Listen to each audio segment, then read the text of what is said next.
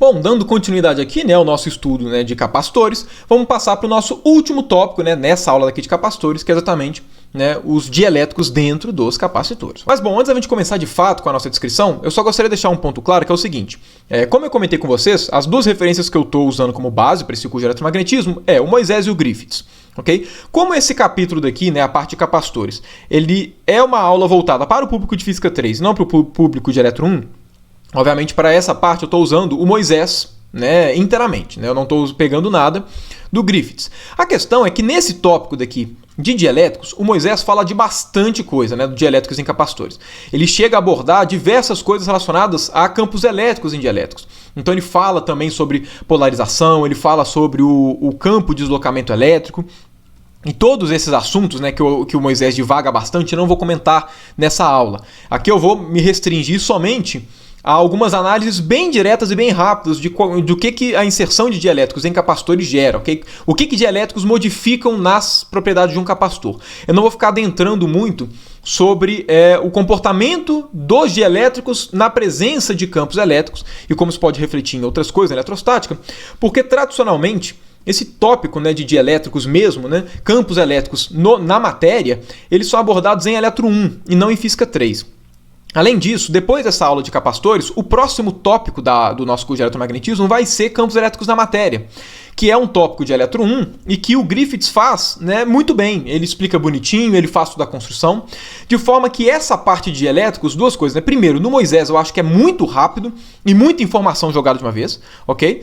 Então eu não acho que vale a pena eu passar todas elas, eu acho que mais vai gerar confusão do que vai ajudar. E além disso, esses tópicos tradicionalmente eles são passados em Eletro 1 e não em Física 3.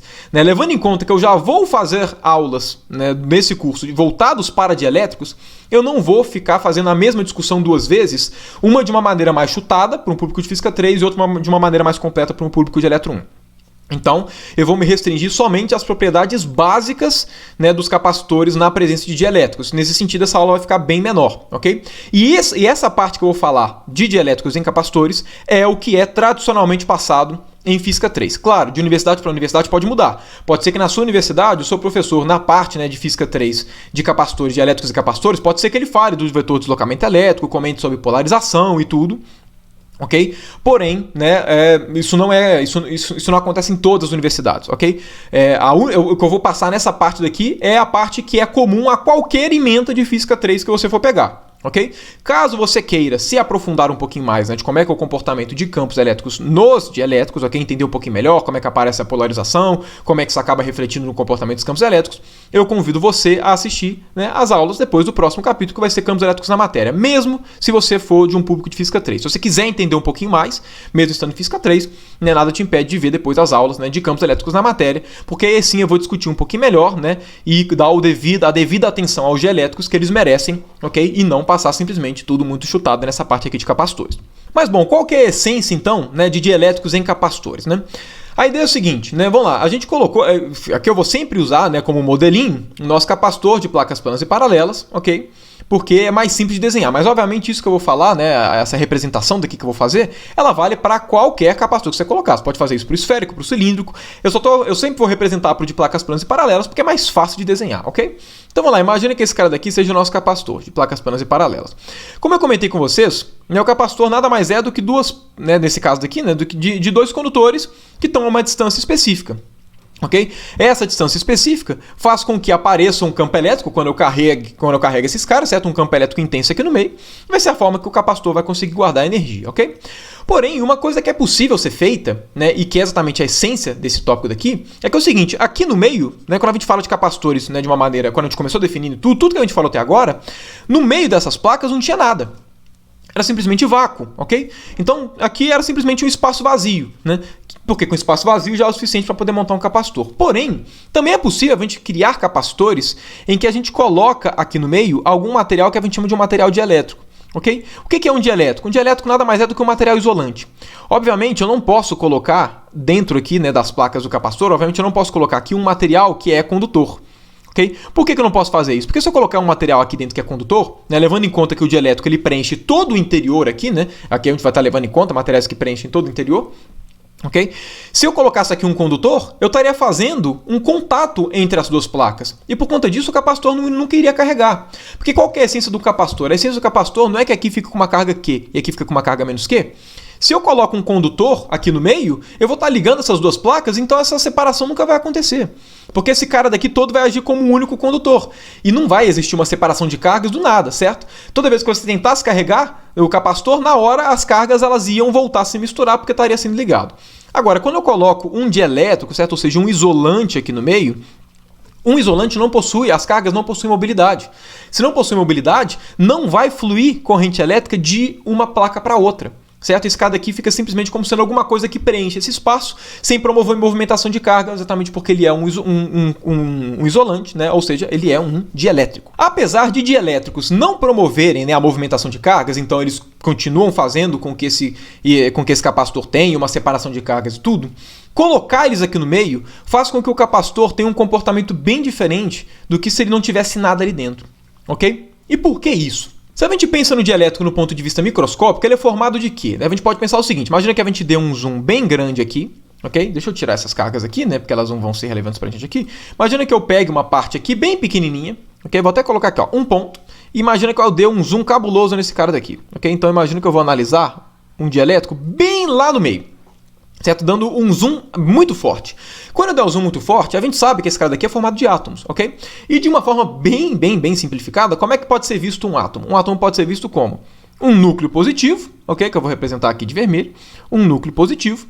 E em torno desse núcleo positivo, a gente sabe que existe uma nuvem eletrônica, que eu vou representar aqui com esse azul. Ok? Existe uma nuvem eletrônica, ok?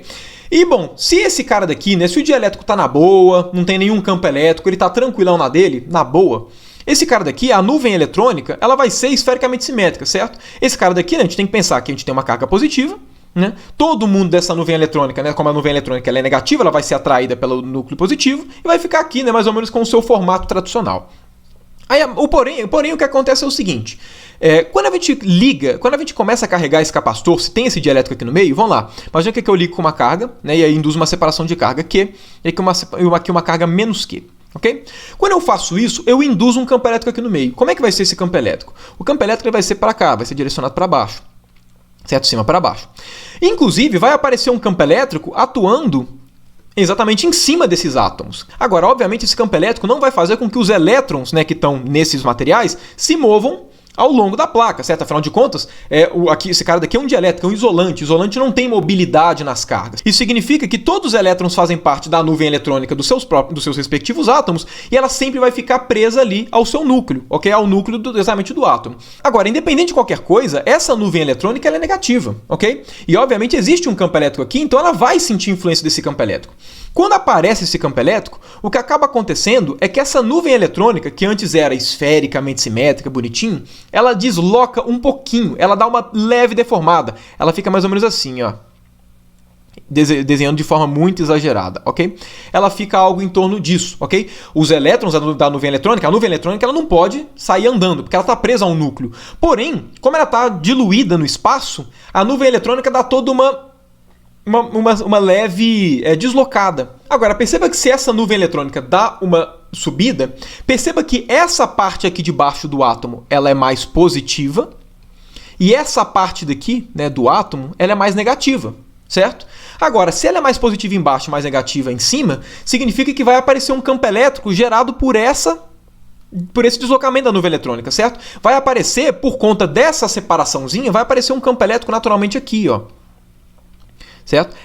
Cada átomo vai gerar um pequenozinho campo elétrico que vai se opor exatamente ao campo elétrico que foi produzido pelo dielétrico. Essa separação de cargas faz com que, quando a gente analisa exatamente o dielétrico, certo? Então, vamos lá, deixa eu copiar esse cara daqui, ok?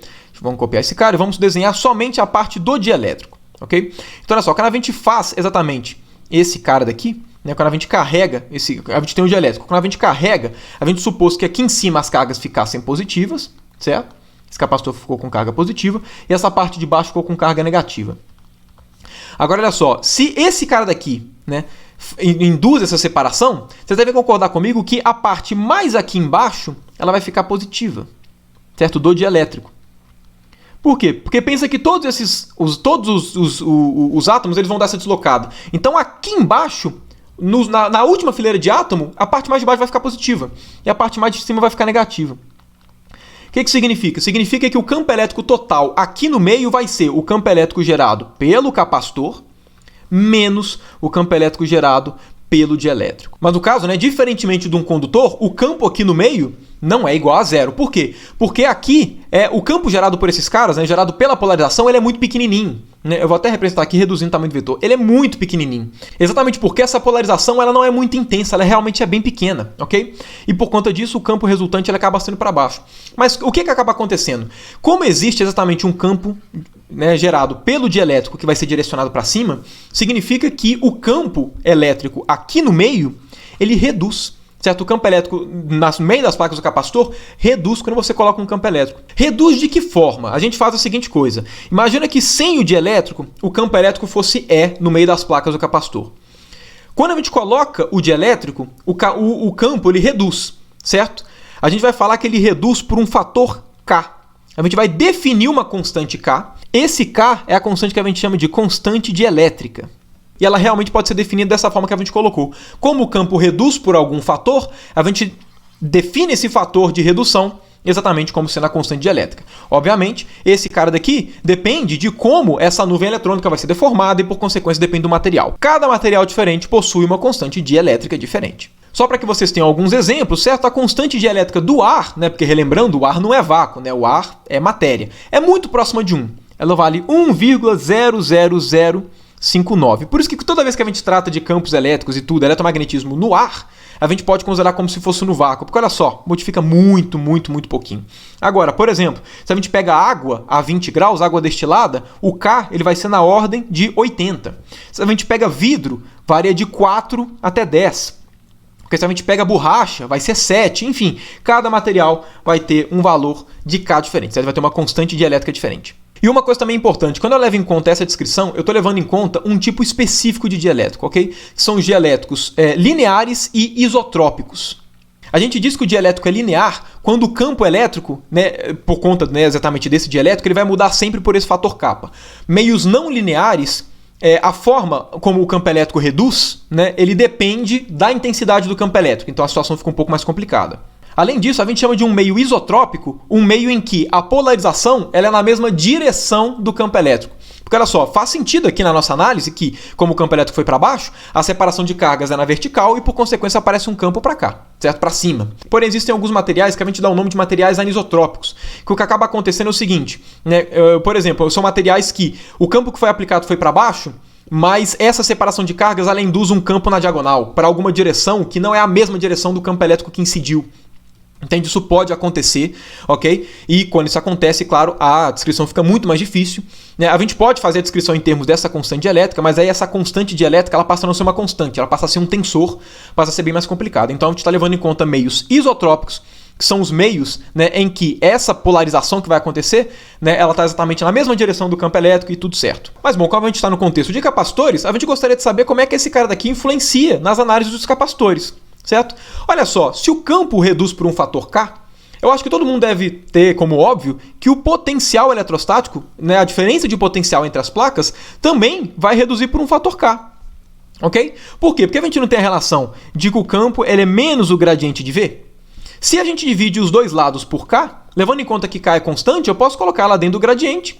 E por conta disso eu posso pensar que esse cara, V sobre K, é o potencial que gera esse campo já reduzido. Ok? E aí, claramente, a gente chega nessa conclusão daqui de que o potencial ele reduz por um fator K. Agora, se a diferença de potencial entre as placas reduz por um fator K, significa que a capacitância do capacitor vai ser modificada. Okay? E é por isso que a gente analisa exatamente o comportamento de dielétricos dentro dos capacitores.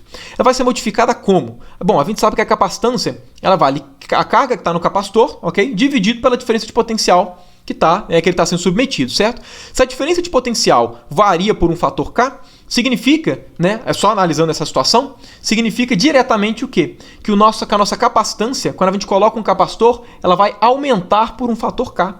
Isso significa que existem duas formas de você aumentar a capacitância de algum capacitor, né, de uma maneira bem natural, que é ou colocando um dielétrico no interior dele, ou então fazendo aquelas associações que eu tinha comentado, né, associações em paralelo sempre geram capacitores com maiores capacitâncias. Mas percebam então que a introdução de dielétricos ela é extremamente estratégica na descrição de capacitores, né? Se vocês forem pegar as constantes dielétricas para tudo quanto é material, vocês vão ver que tem alguns materiais que a constante dielétrica é muito alta, Então você consegue aumentar as capacitâncias de uma maneira considerável colocando capacitores ali, colocando dielétricos no meio dos capacitores, né? Sem contar que é muito mais simples você fazer um capacitor com dielétrico aqui no meio, certo? Imagina que você fosse fazer um capacitor de placas planas e paralelas. Se você não colocasse nada aqui no meio, a chance dessas duas, de qualquer, né, força que você fizesse, se você apertasse o capacitor errado, você quebrasse ele porque não tem nada aqui no meio, seria muito grande. Agora, se você coloca um dielétrico, você pelo menos consegue fazer um capacitor totalmente sólido, certo? E ainda assim, né, você consegue calibrar a capacitância que você deseja, né, dependendo do dielétrico que você está colocando ali no meio. Porém, uma coisa que essa expressão daqui também permite, né, que a gente brinca um pouquinho, é criar novas capacitâncias colocando dielétricos, mas a gente pode fazer isso colocando mais do que um dielétrico.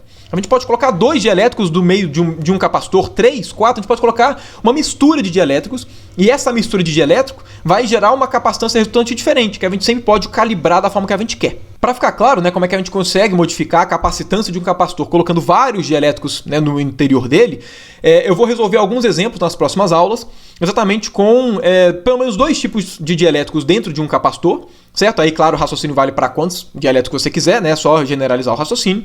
E aí a gente encerra a nossa aula sobre capacitores, ok? Na prática, né, nesse contexto de capacitores, o mais relevante do dielétrico não é saber como é que é o comportamento do campo elétrico nos dielétricos, é saber como é que o capacitor se comporta na presença, né, de dielétricos aqui no meio. E na prática a gente só precisa saber disso, ok? Isso que é realmente relevante se a gente está querendo estudar a parte de capacitores.